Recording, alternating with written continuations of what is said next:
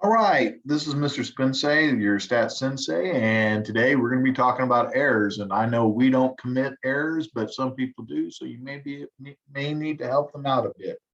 And I'll be honest with you, type 1 and type 2 errors, one of the most challenging topics to conceptually understand.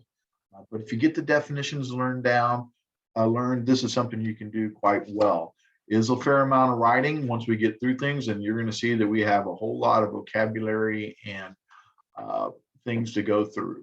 Also, I want to say that in the past, when we've had recipes and templates, they've been almost a word for word thing that you needed to memorize. The ones that we're going to be using now are more of a guideline. They're not quite as flexible, so you're going to have to use your own wording and your own ideas. So we're going to go back and look at some concepts that we need to review that all tie into this topic. First thing, how to think about p-values. Well, first off, we've been using p-values because we would compare a p-value to an alpha. And if our p was less than alpha, we rejected the null. If our p was greater than alpha, we failed to reject the null. All right, and that's going to be really important because you're going to see this as we get into our we get into our error discussion. So first off, we got to remember p-value is a conditional probability. Remember, when we're talking about conditional probability, we're talking about intersection over given. So it's the probability of getting a test statistic as extreme or more extreme given that the null hypothesis is true. And so there's our given statement, given that the null is true. The template is something like this. There's a, whatever our p-value is, so there's a 1% chance, or whatever we calculated, a 1% chance that we'd get a test statistic this extreme in favor of whatever the alternative hypothesis was, and we have to put it in words, when in fact the null is true. All right, please note the p-value is not the probability the null hypothesis is true. The p-value is the probability of getting a test statistic this extreme given that the null is true. All right, so how to think about alpha levels. And again, this is the same alpha that we use to compare our p-value to, and we also know that that's the area in the tail. So sometimes we need to make a firm decision about whether or not to reject the null hypothesis. And when a p-value is small, it tells us our data is rare, given the null hypothesis. Given the null hypothesis is true. We can define a rare event by arbitrarily setting a threshold for our p-value. And when I say arbitrarily, we need to determine it on a case-by-case basis. And if our p-value falls below that point, we will reject the null in favor of the alternative. We call that, we call such results statistically significant, and that threshold that we arbitrarily selected is alpha. Now, typically they'll give you alpha, and sometimes they refer to it as a level of significance, but if they don't, we're going to use 0.05 as our comparison, or as our comparison standpoint. All right. What can you say if the p-value is large and does not fall below alpha? You should say the data have failed to provide sufficient evidence to reject the null hypothesis. Well, this is what we've already been doing. We do not say that we accept the null hypothesis. We don't accept it, we just fail to reject it. All right? And that's very much like in a jury trial where you don't say that someone is innocent. We just say that there's not enough evidence to find that they're guilty. All right? So we say that they're not guilty. Sampling variation. All right, the alpha level measures the risk that we are willing to take in rejecting a true null. An alpha level of 0.05 means that we expect to incorrectly reject the null hypothesis 5% of the time. All right, if we had a alpha level of 0.01, we say there's a 1 that we expect to incorrectly reject the null hypothesis 1% of the time. In other words, we rejected it when in fact the null was true. And that's happening because our samples are random. This error is due to the natural variations that comes from sampling or sampling variation. Obviously, different people in different situations will result in different significance levels of alpha. What you consider to be statistically significant might not be the same as what someone else does. Different alpha levels may be used, but each test will give only one p-value, assuming that everyone is using the same sample data. All right. So why wouldn't we choose a very small alpha to minimize the chance of mistakenly rejecting a true null? That's a great question, because we really don't like errors. And the fact of the matter is, it becomes very difficult to correctly reject a false null. So as alpha increases, it's more difficult to, as alpha decreases, as alpha gets small, it becomes very difficult to reject. So there's a balancing act between two types of error. And those two types of error are rejecting a true null. That error is an alpha, is measured by alpha, and that's a type 1. And failing to reject a false null, that is beta, and this is a type 2.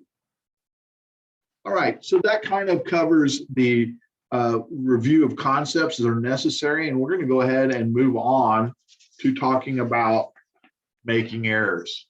So it's some shocking news. No one's perfect, and even with lots of evidence and lots of data, we can still make the wrong decision. Now, this wrong decision is not due to us making a calculation error. It's not due to us collecting a bad sample. It's just due to natural sampling variation. All right, and samples vary, so one sample might differ from another, so you're going to get different results. And as a result, sometimes your samples don't exactly match the way they should, the population. It's not that you have it's biased, it's just by natural sampling variation. So our two types of error. Now in statistics, we're extremely creative. We have two types of error that we refer to as type 1, and then wait for it, the second type of error is type 2. Type 1 we call alpha. All right, and type 1 is rejecting a null hypothesis that's true. In other words, it was an error. We rejected it and it was true. Now, just because you rejected it doesn't mean you made an error. You might have, you may not have, but the only type of error you can make if you reject is a type 1. The null hypothesis is false and we fail to reject it, then when it's a type 2, and that's measured by beta. We have to use Greek letters because we're not cool with the names, all right? And which type of error is more serious depends on the situation at hand, the context, and it also may depend on your personal opinion. So every textbook I've ever seen in every class every class I've ever taken on statistics has given this little decision box. And so that's why I feel it kind of important to talk about it. And most of the time, someone would present it and they go, okay, doesn't that explain everything? Good to go. And honestly, I never felt that it did. So I'm going to break this down a bit. First off, when I say this is the truth, I mean this is actual reality. This is not Mr. Spencer's reality. This is the real world. This is what actually happened. All right. And this decision, as it says, my decision, it's not really my decision. It's the decision that we made due to the data.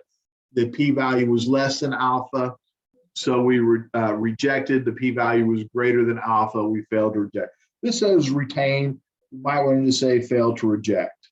All right. All right, so here we go. I'm going to talk about this, talking about using a hoe, just because it just makes more sense than just talking about the null. So if what the hoe is saying is true, in other words, the hoe is not lying to me. This column is telling me that what the hoe is saying is true. And if the hoe is true and I fail to reject the hoe, that means I'm believing what they're saying. And that's great. That's a correct decision. What the hoe has said was true and I retain it, I believe it, I made a correct decision. On the other hand, if what the hoe says is true and I reject it, I believe they're lying, I made a type 1 error. In other words, the hoe was telling me the truth, but I rejected it, so it's a type 1 error. Now this column, the hoe is lying again, all right? So we hear the hoe is lying, what they're saying is false. And if what the hoe is saying is false and I fail to reject it, I'm believing a lie. Believing a lie is known as a type 2 error, all right? So failing to reject the null. However, if the hoe is lying and I reject the hoe, I've made a correct decision. So that's the way that decision-making box goes. Now, the one thing I want to say is if we reject, the only type of error that we can commit is a type 1. If we fail to reject, the only type of error that we can commit is a type 2. Now, I will tell you this, students get this confused a lot of times just because we're working with double negatives and it gets a little bit odd from a language standpoint. So here's my little way to memorize it. And I always start with type 2. So type 2 error is fail to. So type 2, fail to reject. All right. And then type 1 is only one word, which is reject. So if you reject, the only type of error you can make is a type 1. If type 2, if you fail to reject, the only type of error you can make is a type 2. All right. So type 1 is measured by alpha, and alpha is a conditional probability, and definitionally, it's the probability of the rejecting the null given that the null is in fact true. I star that and make sure I know that. All right. So how often will type 1 occur? Well, a type 1 is rejecting a true null hypothesis, which is a mistake. The probability of a type 1 error is our alpha level, and we get to choose how often we're wrong. And we'd love to say, hey, let's make it really small, but there's a trade-off. All right. So why not choose a very small alpha to minimize our chance of rejecting a null? The answer is because it becomes very difficult to correctly reject the false, because there's a trade-off between alpha and beta, or type 1 and type 2. Basically, it goes like this. As we decrease our alpha, our type 1 error, we increase our beta, our type 2 error. So they move in opposite directions. And the issue there is, and that people go, well, if I know alpha, can I determine beta? And the answer is no, you can't. There's not a formula that relates them. So the next thing is beta is the probability of a type 2 error, as we've said before. And it's also a conditional probability, and it has the probability of failing to reject the null given that the null is in fact false. And I would make sure that I star this as well. Pretty important information right there. So the question is, how often will a type 2 error occur? Well, that's very difficult to answer because we don't know the actual population parameters. All right. So, however, as our alpha level increases, our beta level decreases. Also, if we increase our sample size, if we increase in our sample size, our beta will decrease. That's not true for alpha, but increasing sample size will decrease beta, type 2 error. All right. So that's important to note, that increasing sample size will decrease beta. Well, we have one other thing that we need to talk about here on this page, which is power. And power of the test, first off, power of the test is a good thing. We rejected and it was a correct decision. It's also a conditional probability, and there is a formula. Power equals 1 minus beta. So if I know the probability of committing a type 2 error, I can figure out power. Or we could say beta equals 1 minus power. And by the way, these little formulas, you either need to memorize this or memorize this, because they occasionally show up. All right. Power is a conditional probability, and it's the probability of rejecting the null given that the null is false. Remember, it's always intersection or given. So given that it's false, and there's a probability of rejecting. All right. There is an inverse relationship between power and type 2 error. We basically said that as power goes up, beta goes down. Guess what? We also know as power goes up, alpha goes up. The opposite is also true, all right? Because there's an inverse relationship between alpha and beta. All right, moving on to the COVID scenario. And by the way, we'll talk more about the way these relate to each other in another video. So here's a COVID scenario that relates to our rejection box that we used on the previous page. And I'm just going to use this little thing, this little card here. I know the truth is cut just a bit. So this was made right at the beginning of COVID, so February 2020. So why were Americans traveling from foreign countries tested before they re-entered the United States in the spring? And it should have said that in the spring of 2020. Well, we were testing them to see if they had COVID because we didn't want COVID entering into the country. We were stopping cruise ships, et cetera, at the time. All right. The null hypothesis. Well, remember the jury trial, we believe they're innocent. So the null hypothesis is that they don't have COVID, but we tried to gather evidence by giving them a test to see if they do have COVID. So the null is they do not have COVID, but if they test, but then we run a test to see if they actually do it. So the actual situation means this is the truth, this is reality, all right? In this column, the person really does not have COVID. And in this column, the person actually does have COVID, all right? So they actually do have it. This one, they actually do not have it. All right, the CDC test results, because of the time, only CDC personnel, we're getting tests. So the test result says the person does not have COVID, and this one says they actually do have COVID.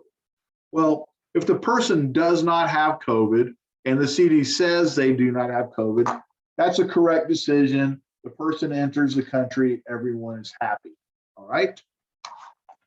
On the other hand, the person does not have COVID and we say that they do, we essentially rejected the null and we believe the alternative. And the problem is if we said that they had, so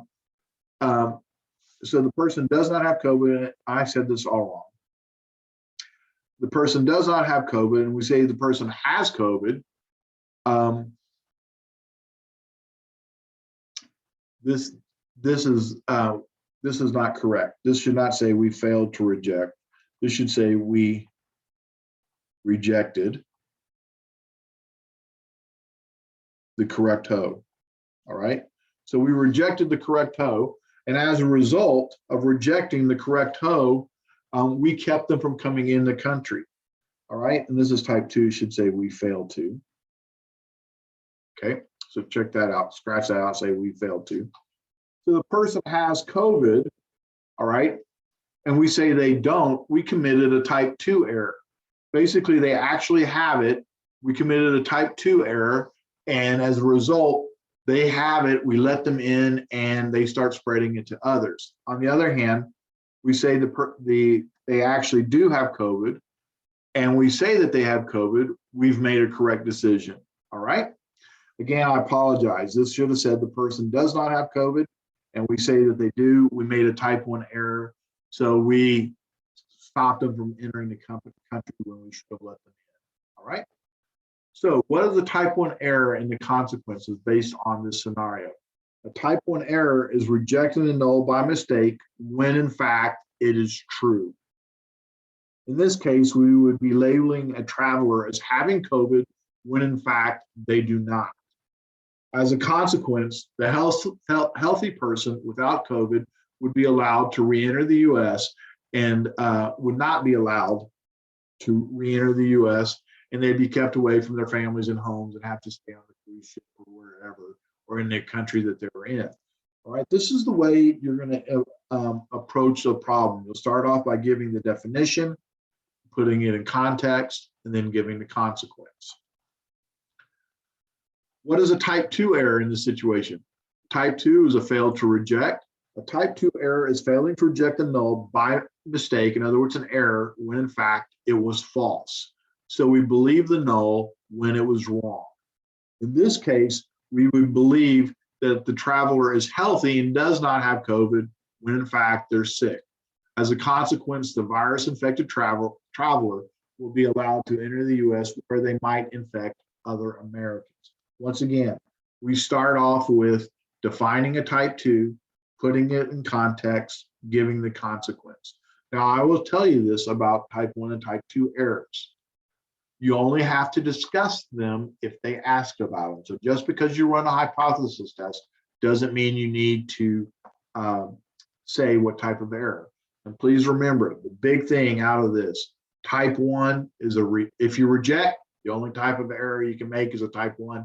If you fail to reject, the only type of error you can make is type 2. So deuces, see ya. Thanks.